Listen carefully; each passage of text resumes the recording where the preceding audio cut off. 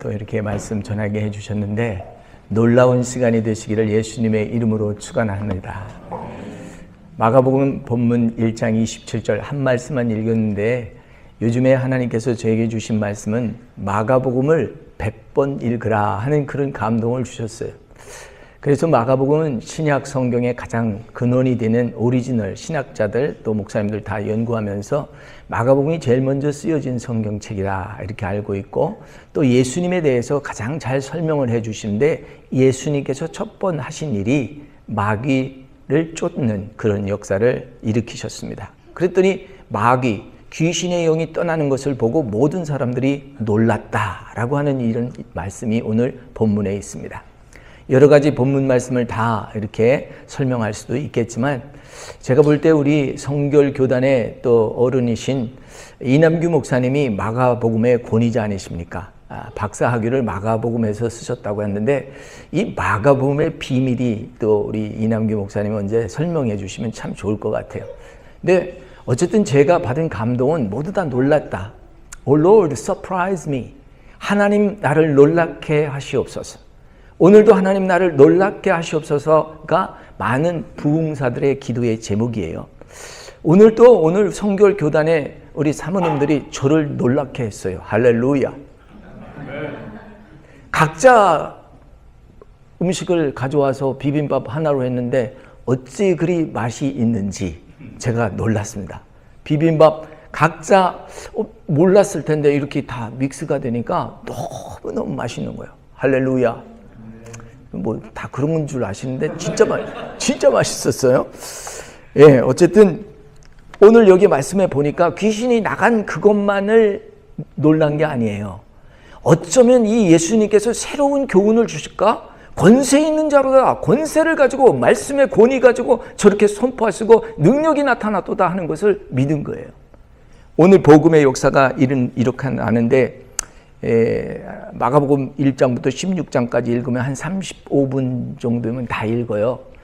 쭉쭉 읽으면서 1장에 나타난 말씀 가지고 이렇게 몇 가지 나누어 보겠는데, 새 교훈, 교회가 받아야 될 새 교훈과 그 권세 있는 말씀을 전하는 데 있어서 어떤 사역들이 일어나야 되나. 귀신의 영을 쫓는 것도 쫓는 거지만 두 번째 보니까 아픈 자를 찾아가. 1장 31절에 보면 손을 잡아 일으키시는 사역을 하는데 이 베드로의 장모님이 열병에 걸렸어요. 가서 잡아서 일으켰다.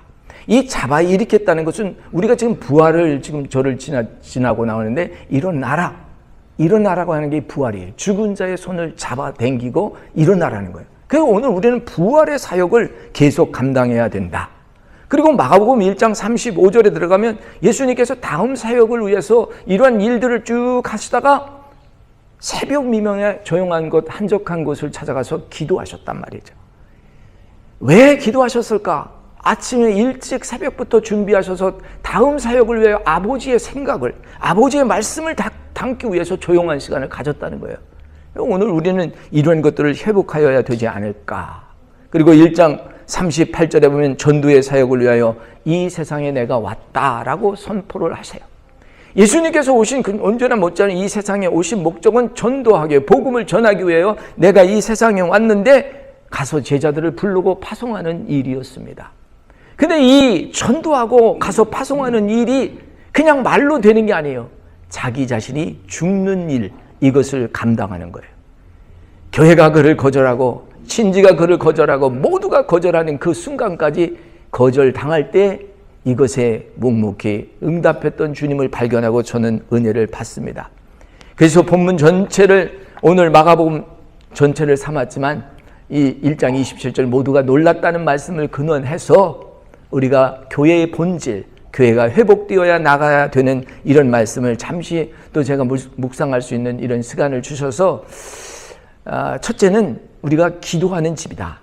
내 집은 만민이 기도하는 집이다 라고 말씀하셨기 때문에 오늘 1980년대에 Seeker Service라고 해가지고 세상으로 나간 사람들을 다시 돌아오게 하기 위해서는 세상 사람들에게 맞추어야 된다 해서 막 사람들의 공연 연주 뭐 이런 식으로 나가서 사람들이 원하는 걸 공급해 줬는데 이것도 다 때를 지나고 있는 것을 보게 됩니다. 물론 하나님께서 주신 것이 번성하고 번성하는 일, 번영도 있지만 가장 중요한 것은 구원의 목적을 이루기 위해서는 기도하고 기도밖에 없습니다. 그래서 오늘 목회자가 되었든 교회가 되었든 어디가 되었든 기도해야 됩니다.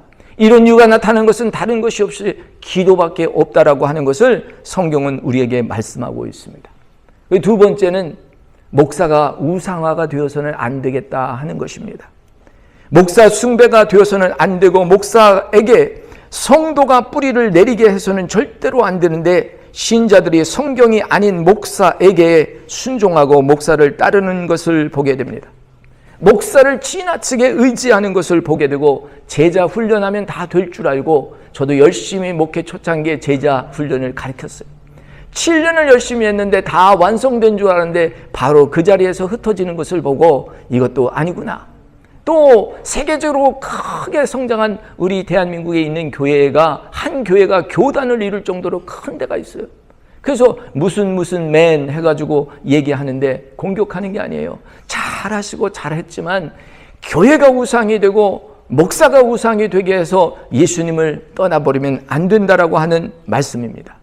제자 훈련, 또 독수리 훈련, 초자연 훈련 이런 모든 것들이 중요하지만 결국은 우리의 주인공은 예수님이니까 예수님을 나타내는 일, 예수님의 사역을 할 수 있도록 예수님을 담는 일을 오늘 교회가 하는 것이 본질이라는 것을 깨닫게 됩니다.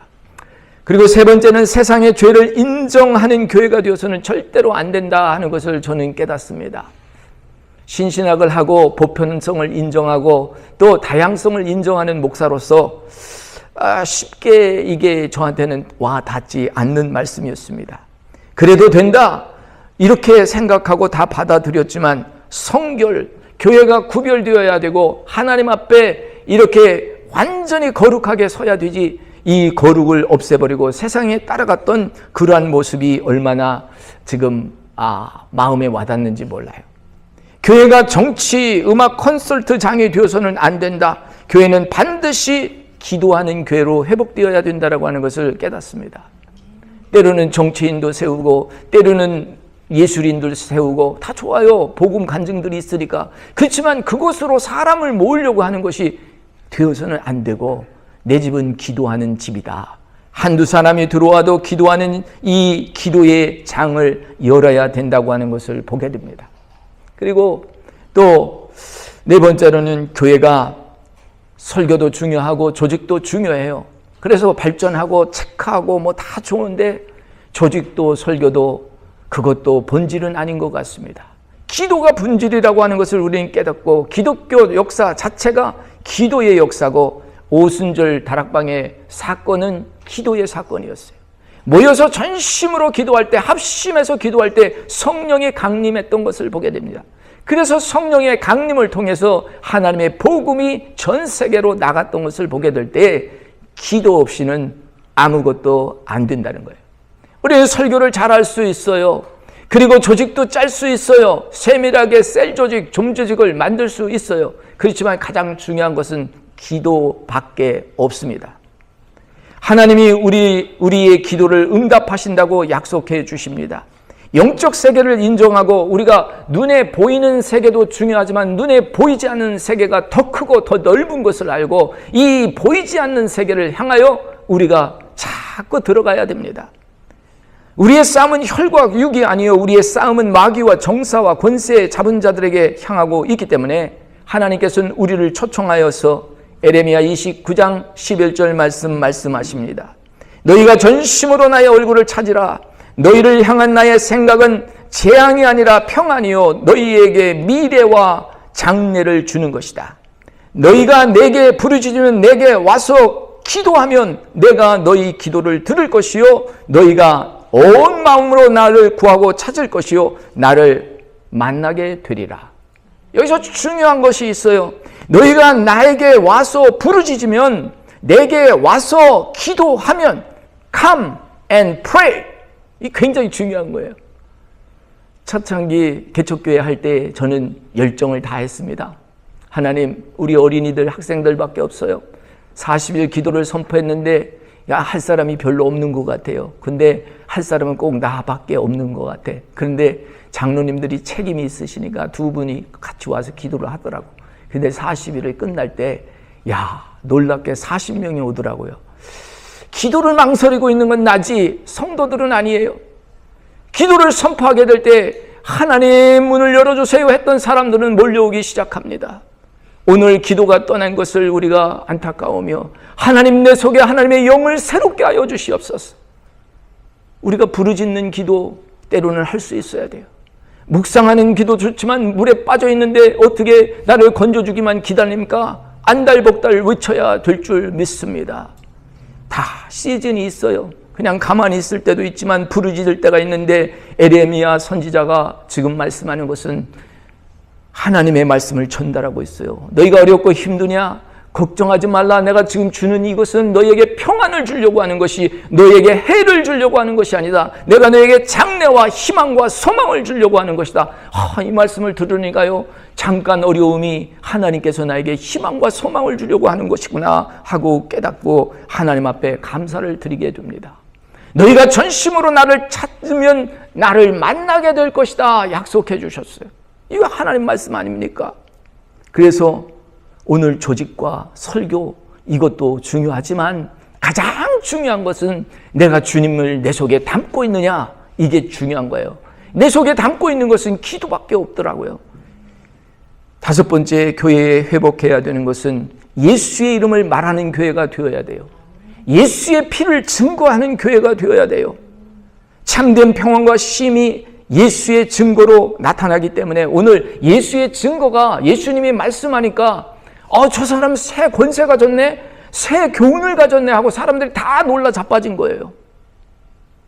왜 오늘 우리가 복음을 전하면 사람이 놀라 자빠지지 않을까요? 똑같은 일 말한다고 그럴까요? 능력이 나타나고 역사가 나타나고 예수의 보혈의 피가 증거가 일어나는데 가만히 있을 수 있겠어요? 움직이기 시작합니다. 요동하기 시작합니다. 일어나기 시작합니다. 달려가기 시작합니다. 놀라운 일입니다.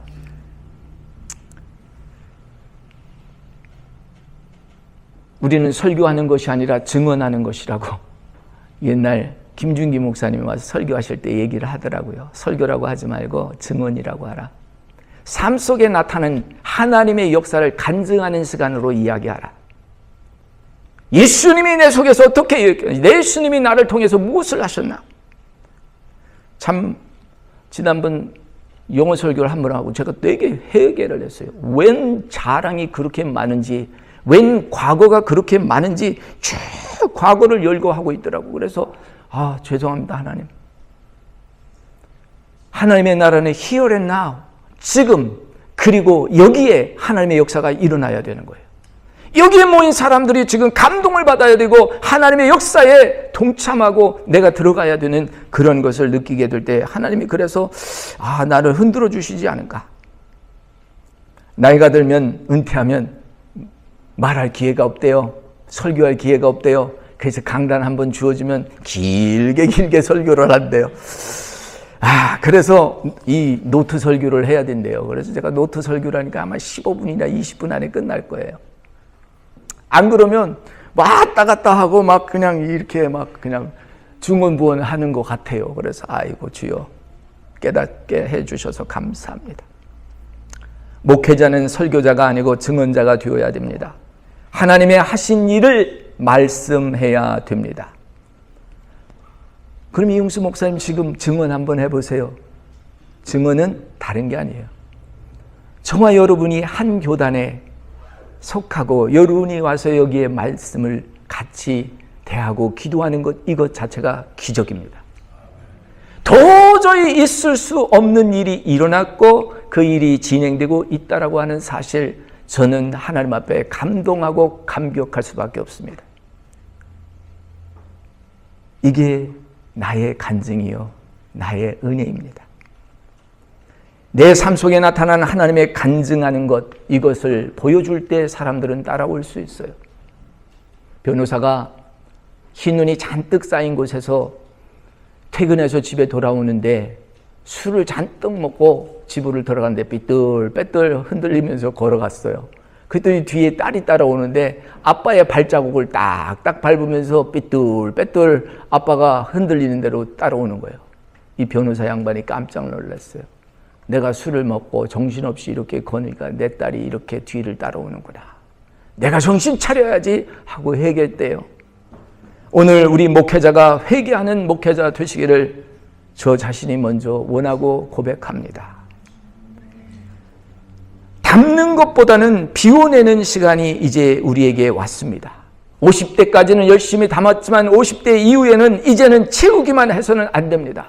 간증만 해서도 안 됩니다. 물을 떠나다 주어 하객에게 나누어 줄 때 그 맛이 변하여 기적이 되었습니다. 우리는 열심히 독에 채웠어요. 물을 채우고 교인을 채우고 헌금을 채우고 해서 와 배부르다 이만하면 됐다 했는데 갖다 나눠주라 할 때 망설이면 안 됩니다. 나누어 주어 기적의 역사가 나타납니다. 그래서 주님이 말씀하여 물을 떠다 하객에게 주어라. 즐겁게 그 현장이 변하여 가는 것입니다. 오늘 하루하루가 은혜요 감사요 기쁨이 즐거움이야. 주님이 나를 향한 생각은 평안입니다. 여러 가지 생각을 비워내야 평안을 누릴 수 있습니다. 욕망도 있고 질투도 있고 욕심도 있는데 때로는 세상에서 그 정도는 있어야 그래도 건강하지 않겠냐 이렇게 생각하는데 그건 세상의 기준이에요. 주님은 말씀하십니다. 이것은 패망의 길이라고. 그런데 우리는 세상에서 적당한 질투와 욕망을 가지고 살아갑니다. 마귀의 길, 죄악의 길, 거기에 들어서 있는 것을 우리는 모르고 서로 다투고 싸우고 나갑니다. 교회도 그렇습니다. 성도들도 그렇습니다. 오늘 이러한 자리에서 우리 주님은 오늘 다 놀랐겠다. 아무것도 모르는 평신도도 아니죠. 그냥 모인 거예요. 사람이 모인 자리에서 귀신이 소리 지르니까 귀신을 나가게 했어요. 쫓았어요. 그랬더니 순종하고 나가니까 모든 사람이 놀란 거예요. 기적의 역사 일어난 겁니다. 오늘 하나님께서 오늘 감사의 자리, 기쁨의 자리, 은혜의 자리, 소망의 자리 바로 비빔밥을 나누면서 이미 저를 놀래켰습니다. 이거는요 그냥 말로 하는 것이 아니라 제가 받은 감동이에요. 근데 틀림없이 이제는 우리는 감동의 설교를 해야 돼요. 하나님이 지난 시간에 나에게 무엇을 위스퍼를 했나?